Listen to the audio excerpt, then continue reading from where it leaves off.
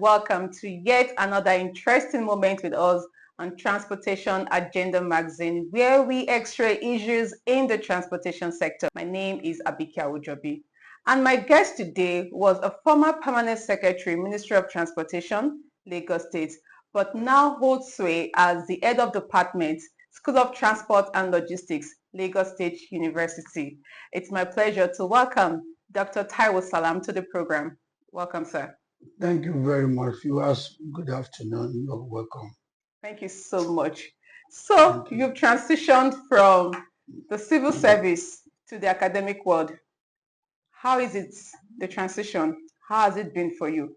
Well, it's just like a seamless integration into the academics from the service. Just as you know, all my life, first, second, third degree is on transportation. So I have my PhD in transportation. I started with Lagos State Transport Corporation. I moved to Lagos State Water Corporation as the transport manager from the World Bank at that time. And from there, during the Fashola regime, I was deployed to Ministry of Transportation in the main service to go and fortify it and professionalize that area. So because of my PhD, a lot of things have happened there, and at least I tried my best to give the policy, the traffic 2018 traffic law, and professionalization of the ministry as well. So on finishing, that was in May 2020. That's during the COVID period. Just moving to Lagos State University School of Transport as a senior lecturer, and since then I've been the head of department transport technology and infrastructure. Thank you. That's amazing. A very intimidating resume, if you ask me. We thank God. Let's talk about your time as a Permanent Secretary, Ministry of Transportation. Let's look at some policies or infrastructure initiative that was carried out. Let's look at one of the most successful ones that was carried out. What were the factors that led to its success? Yes, there are many that were carried out. If you look at it, beside the Professor Badijo, that is a transport specialist, that was the commissioner, they haven't got any other transportant at that helms of affairs until when I became the permanent secretary. And I have to change many things, because if you look at the management, the people in the management at the management meeting, in the boardroom, what they say affects the people outside. Yes. So that led to changing many things and the direction, and now the ministry needs to bring out the policy and other things. Don't forget, we are supervisory ministry. We have agencies under the ministry, and the new and the latest agencies before I left was that of Lagos State Parking Authority, which we work on. We have Lamata, we have Lagos State Waterways Authority, we have Lagos State Driver Institute, that is LASU. We have Lagos LBSL, Lagos Bus Services Limited. We have MVAA, that's Motor Vehicle Acquisition Agency. We have Vehicle Inspection Services, BIS. We have New Number Plate Authority, that's the Plate Authority. We also don't forget LASMA as well. We have them. We have ferry services. We have about 9, 10 agencies that are supervised as a go. And so we have to change the way we have. At least every quarter, all the general manager, managing director will come to the table. We will discuss about what they are doing. The most beautiful one of them all is that of Lamata, and what attracted me most is the strategic transportation master plan, which Lamata has done under Dr. Dayo Mobiriola. That's the pioneer MD of the place. He has done a lot of work with his people, and they've done a very good job there. So what do? When I came in, there are a lot of 2012 traffic law, 2015 traffic law, And I said, look, when I bring all the law together, modernize them, bring them up to the date of exactly what is happening in the public, and then bringing all the agencies together, we now bring 2018 transport reform law, which presently is what they are using. That's about the law. Then we also go into the policy because everybody just come up with their own idea. You see, there must be a standard policy. A policy is what you want to do, when you want to do it, and how you Are want to you do it. then And the policy is a thing that you need to check time on time. So that if it is 5 years and after 3 years you want to look at the policy, are we where we're supposed to be? it will If be we are not, reviewed? what is that? So we need to review them and bring them up to date. So that one we have done. We did the policy, and I thank the present administration. When they came on board, that was when we have done the policy. They also reviewed the policy, even though they have not started the operation, they review it and they started. Then the professionalization of the ministry as Okay. well. Okay. Because you see, even people that read BSc chemistry, BA Yoruba, all of them, they brought them. Transport ministry is a professionalized ministry, just as you have Ministry of Justice for lawyers, we have works for engineers, you have physical planning for town planners. So also the transportant should be able to take hold of the Ministry of Justice. We got 50, we got approval to employ 50, but at that time I've been redeployed to another ministry, and up to now I'm not sure they've done it. But very, very germane, they have to do it. So on policy. Okay. Thank you very much, sir. That was quite a whole lot. You're giving us so much behind what happened behind the scenes of what we have right now in the ministry. So let's look at the transport policy itself, the Lagos State Transport Policy. In putting it together, I'm sure you had a lot of stakeholders engagement, with the public and all that, and also relationship with other agencies that you rightly mentioned. What lessons did you learn and how did that impact in the activation or implementation of the policy? Yes, when I came on board, it had to, we've been working on that of the federal policy.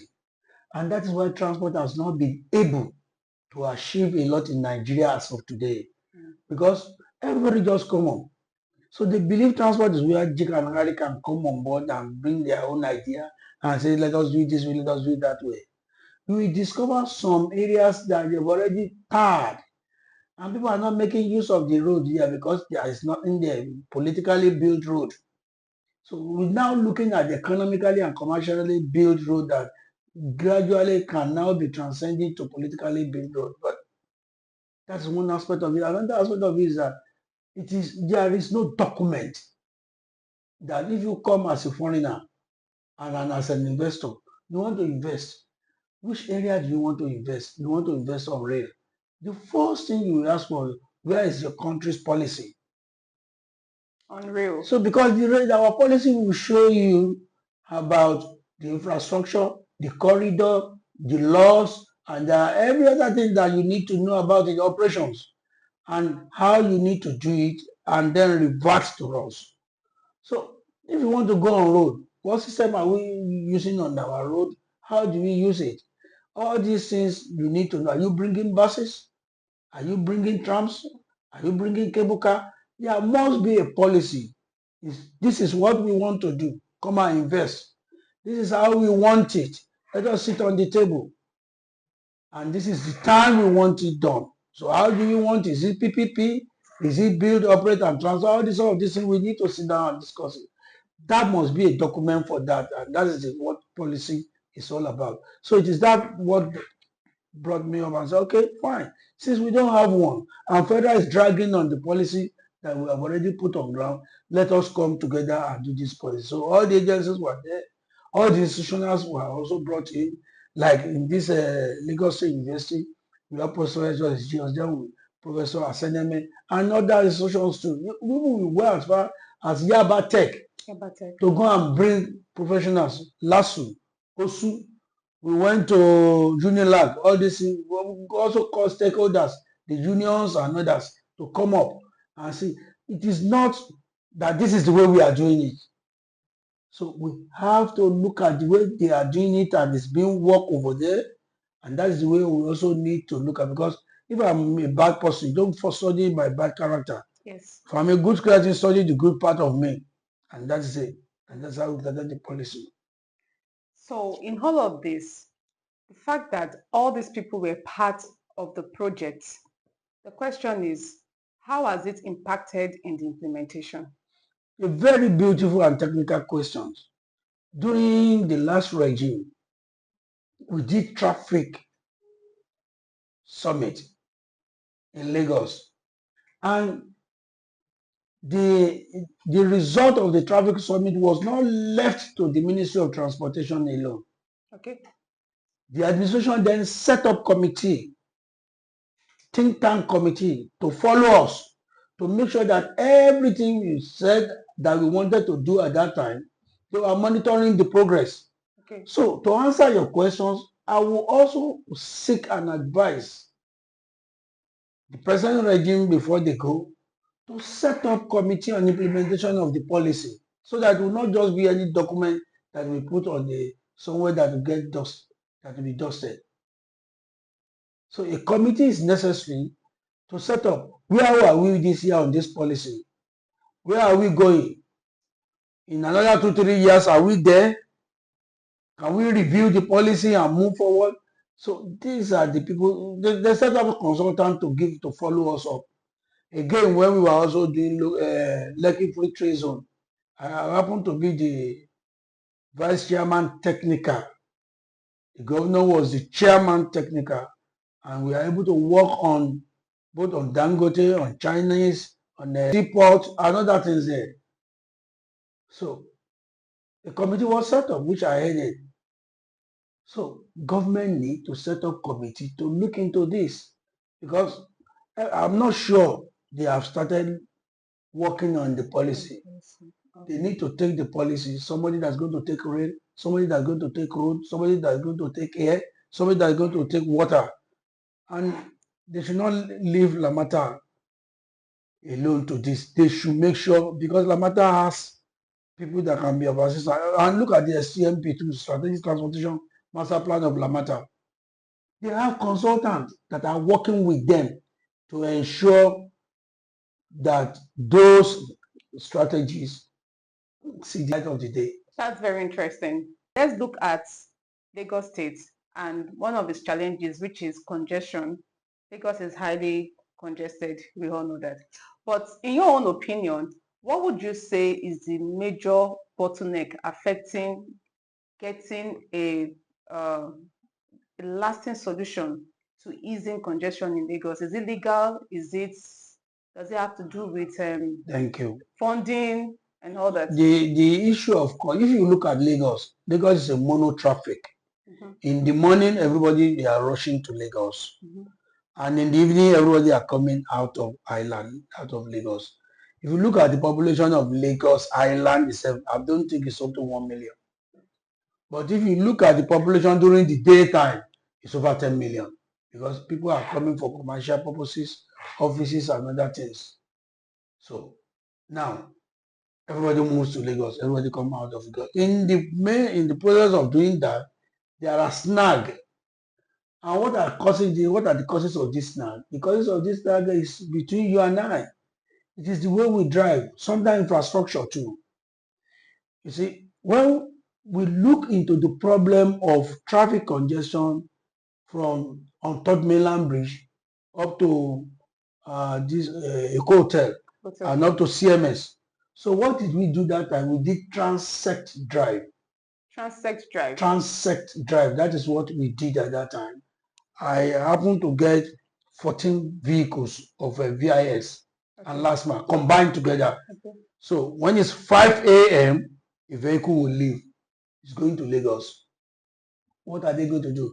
When it's 5:15, another will follow. When it's 5:30, another will follow. When it's 5:20, quarter to another will follow. When it's 6, another will follow.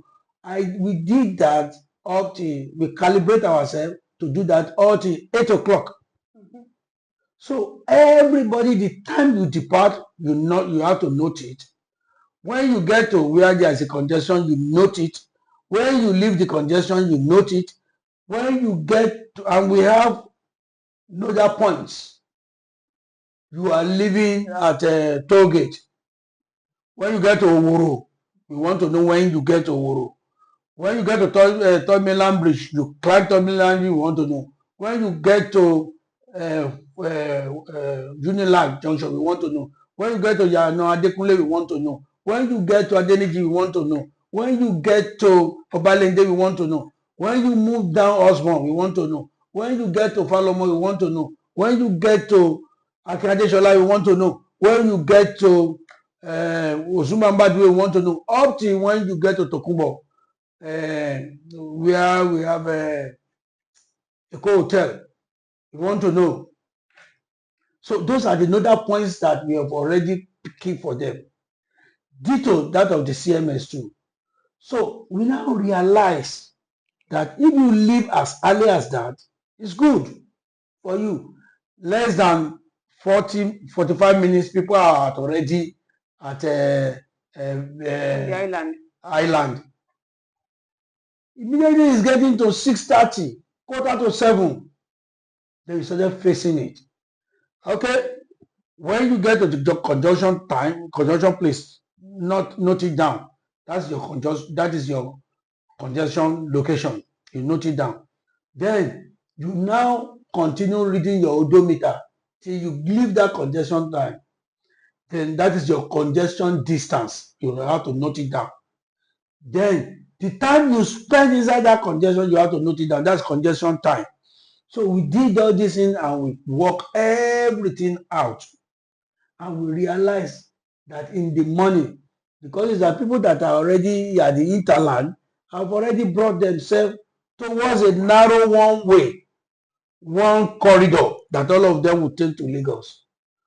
There shouldn't be any traffic in that corridor. But what did we notice? We noticed lack of infrastructure and human attitude as well. So it was a combination of both. Yes. Now, in the afternoon, we did the same. We did it for 1 week before we started doing our regression analysis. That's a rigorous exercise. Yes. When we now finish that, and now look at when they are now to climb Third Mainland Bridge, the traffic will start from the Osborn up to Third Mainland Bridge, up to Oworo-Oshoki. But immediately they leave Oworo-Oshoki, they are free. What is the causes? And that's when I now climbed that footbridge and I was studying it for almost 4 hours. 4 hours? Yes. That's when we now realize that every vehicle that is coming, they are on Third Mainland is 3 lanes. They will take a lane or 2. They will be discharging and loading passengers. Yes. So we now suggested an elongated lay-by, which they did at the other side. We also suggested that they should take part of the abandoned house very close to Oworo there and build LASMA there. So that LASMA can start monitoring everything there. Guess what? The distance of CM Oworo-Oshoki climbing the bridge from Adeniji to Oworo, they always take 1.5, 2 hours, sometimes 3 hours, less than 27 minutes. 27 minutes? Less than 27 minutes. That's impressive. Because we make sure that we push all those vehicles that are causing congestion, that are causing snag there, we push them into the elongated lay-by. And the Europeans got free. And there you go. So again, we finish that. We now have to do another road from Oworo-Oshoki. There's only one road that enters Oworo-Oshoki, and it is from when you are coming from Third Mainland Bridge. It's from that bridge into Oworo-Oshoki. So what did we do? What we now did was that at Olopomeji, we now opened that place and up to Oworo Road. And then that road again, you can take it straight down and come out again after Ifako. So there is a bridge there that they did that won't enter, and that clears the traffic there. So instead of on the road that they are loading and offloading, we put it at the service lane by the Oworo Road. That's where we put the discharging and loading of passengers there. Again, when you move forward, You see, we say the same detail we did at Ogudu. When you move forward at Alapere, we did the same thing at Alapere. So that we did another lane, this extra lane at Alapere, slip road, that once we are going to Alapere, you don't need to get to that junction. But that one also is traffic map. So we now create that one there. So the other side, the same thing we did at Alapere, Ifako, Oworo, and then that place is free. It's so obvious that with what you've said, Lagos State is quite intentional when it comes to managing its transportation issues. Lagos State doesn't take anything for granted. And thank God they are now putting round square in a round hole, round peg in a round hole now. So seriously speaking, I am in university now. I don't need to talk politically. This present government is doing wonderfully well on transportation. So that's good. Let's look at another aspect of transportation, which is the water transportation. Yes. And Lagos State, would you say that water transportation has been well utilized? And if not, what do you think should be the long-term vision for expanding inland waterways? Good. If you look at the waterways initially, it's a natural way. Mm-hmm. But everybody just say water, water, water, water, water. Yes. But it's only the coastal area that we have the water in Lagos State. And many people are here. We have inner people over there. We are trying in Lagos State, but we are not yet there. If you look at my 2, do you know that from my 2, you can get to Isolo through water? Really? Through water, you can get to Isolo. Do you know we can take boat from Ogudu? We pass through Odo Yalaro, we go behind Abiola's house. It can take us up to Ikeja, Allen roundabout. All they need to do is to make sure that they have a concrete bridge which the boat can pass under. It can take you up to Coca-Cola and it can take you up to Ogba. So you keep saying you can take boat, you can take boat. Yes. But the average Lagosian probably do not feel safe taking these boats. Now they are safer. Before, yes, not. Now they are safer. You can't compare our water management now and operation with that of what is happening in Kwara State, Niger State, Sokoto State, and others. They too, they will be there. But I want to say the federal government needs to take the bull by the horn and allow states to develop their water transportation at their pace. At their pace. One, let them ban all these banana boats. Banana boats? Yes. Wooden boats? Yes. How can you take wooden boat in the high tide? You are going on suicide mission.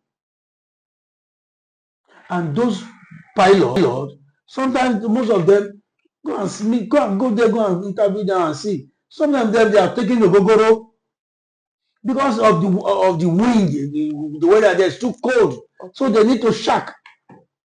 To get high. To get high. Before they confront the sea. It is not only them. Even if you look at some of these downpour too, you see them with pelebe, they call bitters, they call all this, all of this thing. So that's the situation we find ourselves.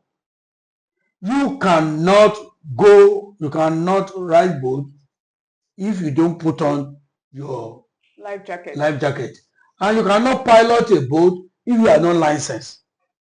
First of all, they need to be licensed. Their boat need to be licensed. And if you license them, you should have people that always be checking their boat on monthly basis. Because there's no bus stop on the IC or in the stream or in the middle of the water, just like aircraft. So they should make sure that the boat is water worthy.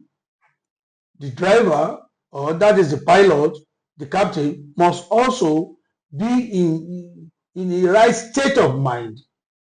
So before you go, there should be officers at each jetty that will check you and ensure that you are in your proper state of mind before you take people on water. So that's my own. Again, as I'm saying, the federal government should allow states to develop on their own. Look at the situation of Niwa and LASU. LASU has already ensured that they are removing wreckage, they are putting buoys, that's navigational aids on water. They've also employed water guards, and they are giving life jackets. So again, they go on monitoring. But the patrolling is taking all the activities from them. How many people of NIWA, operational staff of NIWA, are monitoring waterways in Lagos? If anything happens, boom, on the waterways, just as we just rightly said, people will be saying Lagos State, Lagos State. So let every state develop at their own pace. Look at last month. People come from other states to come and study us. We go to there to go and study, to go and train their personnel. We establish for them. There are many of the states. I don't need to start measuring, not to waste time. There are many of the states that we have done for them. But again, they can also come. LASU is also ready to train and to let them know what they should do. So people should allow, federal government should allow states to develop at their own pace. Interesting perspective. Let's look at another mode of transportation in Lagos, which is the road transport. Now, concerning road safety, what reforms do you think should be urgently pursued to ensure that road safety is a thing in Lagos State to reduce fatalities? I used to believe that the issue of making the road unsafe is only for commercial buses and probably union, blah, blah, blah, blah. But I now realize from my studies that it is not even government vehicles. They drive against traffic sometimes. And so it's the attitude. We need to change our attitude. I was listening to one TikTok. He said that the Nigerian drivers, that they are entitled to go for F1 race championship because the way they zigzag on the Formula road, One. and Formula One, and they don't control their speed, despite the fact that the electronically government has already put cameras. Are those cameras working? If they are working, have they been apprehending people? It's all these things that they need to look into. Once they look into all these things, everything will be fine. Let's look at sustainability in the transportation sector generally. What strategies do you think the country as a whole should be looking at to ensure that we're able to push out sustainable transportation that is affordable, that is efficient for the citizens? Thank you. If you look at Britain, what developed Britain is transportation. The economists always say that transport is a derived demand. And they always argue that it is the economy that developed transport. But we transportant, we always say that without transport, economy cannot develop. So it is the transport that developed the economy. For sustainability of transportation, there are 4 characteristics that public passenger transport must have. It must be safe, it must be accessible, it must be frequent, it must be reliable. Now, if you are affordable, so if you are now talking of all these characteristics, the only one that I've been able to pick of all is the train, is the rail transportation that the Lagos has started. Look at the Blue Line. When they started, it was between 28 to 30 minutes. Now they've increased it to 10 minutes or less. And the time exactly is the time they will go. So frequency is there, reliability is there, affordability is there, and it's safe. So the Blue Line has already covered exactly what sustainability is expected of. I want to believe Red Line will also do so. Red Line is also moving, but if you look at the passengers, the volume of passengers along the Red Line is more than the volume of passengers along the Blue Line. The Green Line is also coming up. Oh, fantastic. That is going to be another one Lagos State has getting Green Line. The Green Line is coming from Lekki Free Trade Zone, passing through Victoria Island, straight to CMS. Ajah Victoria Island straight to CMS. That corridor. Yes, that corridor is coming to join Blue Line here. And once that one is ready, you can even be living in any of the, you can even be living in Bejuleki and be working. You can even be living in Epe and be working in CMS or anywhere in Lagos. It's just a timing bound 1 hour, 2 hours you are there. So the red line, the blue line, the purple line is also coming up. The purple line is coming up from Redeem, passing through Jujuba, Baga, and straight down to Yanampaja, straight down to LASU here, and coming to join blue line here. We also have the yellow line that are also coming from Ota and also coming to Oshodi here. So again, the situation now remains that when you look at the coordination of all these lines,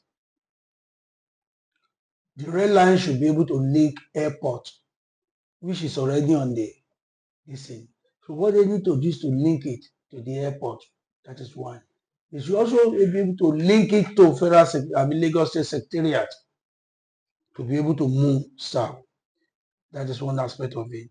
Then if you look at the blue line should not stop at Okoko, Michael here. Blue line should be able to get up to Badagry. That should be the second leg. And they should use blue line at night. They should have a major terminal at Agbara Industrial Estate so that at night they can use wagon to move all their goods from port, take them to Agbara, and then during the daytime they use the engine to carry coaches to load people. So they can maximize the use. As you see there, it will take a minimum of 100 years before they change anything. The lifespan of rail. If you don't you want to go and beat 750 footage, you want to go there, that one is going there to commit suicide. And it's the only one in Nigeria, probably, I don't know, maybe in Africa too, that is on EMU, electric multiple unit. It passes you, you don't know. It reduces the noise, pollution, and every other thing is smooth. That's a very big bang from state government, and kudos to them. Okay, great. I believe that those that are right at the helms of affairs are listening right now, and they are going to implement some of these suggestions that they have to implement them, because if you ask me, and for the last time, if you ask me, the future is public passenger transport. The future is public transportation. Not that you and I will have cars. What do you need car for? You have a very good public passenger transportation, good connectivity, good coordinated. What do you need your own vehicle for? Why do I need to just drive my own vehicle? Why did you need it? So I didn't have a car. I didn't have a car in England, and I enjoy more than the people that have cars. Once that is done and you connect everywhere, all they need to do is to tax people that have cars. So it is safe to say that the moment our transportation system can be used by those at the top, yes, as well as the entire masses, yes, then we can say that transportation has evolved greatly in the country. Beautiful, beautiful. And then we can go after people that are using cars. If you have more than one car, we charge you congestion. Let's address the issue of conflicts and jurisdiction amongst MDAs in the transportation sector, as well as ministries like Works, Planning, local government, or other federal agencies. What do you think should be the best way to coordinate this overlap to ensure sustainable and successful transportation outcomes? Thank you. If you look at it initially, they don't recognize transportation. That's why we have what we have on the, how transportation is in Nigeria. I think it has been recognized with law and policy. Everybody will have be able to stay on their lane. It is these works that are building roads. Yes, work will build road, but it is transportation that will tell them that this should be the size of the road, this should be the type of the road you will be, and these are the appurtenances that will come with the road. What do I mean by the appurtenances? One, you have to create parking, and this is the type of parking you will create. Is it lateral parking? Is it angular parking? Is it any parking? We have to tell you exactly the parking you have to create. We have to be able to tell you that when you finish this road, this is where you should put camera. This is where you should put the U-turn. They just put all these things. So they don't have that much knowledge of road safety audit. But it's when we came that we are now reviewing road safety audit review is what we are doing now. Again, it's the physical planning. The physical planning, when they are planning, they just plan that this is where the road will be. No direct, no communication, no link with the Ministry of Transportation. That we are stopping now. When you build road, you should build walkway, you should build cycle lane, you should build parking area. So all this is now coming up. So that has been the part of conflict we've been having. And you can imagine when you are heading such thing, what you have to do, you have to face the colleague permanent secretary, you have to face the commissioners. Sometimes a lot of the commissioner to commissioner, you have to let them talk. You say, hey, since you are the one in charge of it, what do you think we should tell them? So gradually, but if the people that you are talking to are also transportation inclined, just as we are in both of that area, because in transportation, you have to learn about town planning, you have to learn about something on works. So if they are also having a little of transportation in their own studies, which they are believe Lagos University is doing, we are putting our children through on that now. That will be a way of solving the conflict issue that we are having. Yes, but we still have it. You have them. In a similar vein, let's address the fact that a lot of people would say that the transportation sector has been left to the hands of people who are not qualified to drive the system. You are the Lagos State chairman of the Chartered Institute of Transport Administration of Nigeria, CIOTA. What plans are you making to ensure that transportation is professionalized in Lagos State? Yeah, I did mention it when the first memo I sent to the governor was that transportation needs to be professionalized. And he was so happy when he saw the effect of the traffic summit. He accepted it. And we sent the memo to him. He approved that we should employ 50 personnel to MOT, to Ministry of Transportation alone. I'm not sure that has been done, but it is important they get it done and get it done on time. That's one way they can professionalize the ministry. Then as a chairman of CIOTA, all we now do is cash them young. We've been trying, like our students here, we are bringing them to the institute. We also bring other students of other university into the institute. And we do workshop, conferences, seminars to bring people, to let people understand what is going on there. It's not only us. I believe Shara of Logistics and Transport are also doing the same. By the time we are able to educate people, they should be able to know that transport is the way now, is the future of development in Lagos and in Nigeria as it is all over the world. Let's talk long-term goals. What do you think should be the top 3 priorities in the transportation sector right now? If you look at this government, the government had a theme agenda when they came in. T of the theme agenda is transportation and traffic management. And I've said earlier that any economy that wants to develop, you need transportation. So the priority of this government should be on transportation. Very, very essential. Should be on transportation. Because you have to move from A to Z, B, to be able to, if you are going to hospital, you need transport. You are going to work, you need transport. You are going for social activities, you need transport. You are going for education, you need transport. Why neglecting transportation? And if you go and look at Oshodi Terminal 1, 2, 3, go and look at Ikeja by Planet project. Go and look at other areas too. Oyigbo, Yaba, and many like that. And look at the blue buses, blue in Lagos. It's transport. All they need to do is to continue developing this thing. And this is an opportunity also. I am pleading and pleading to Lamata.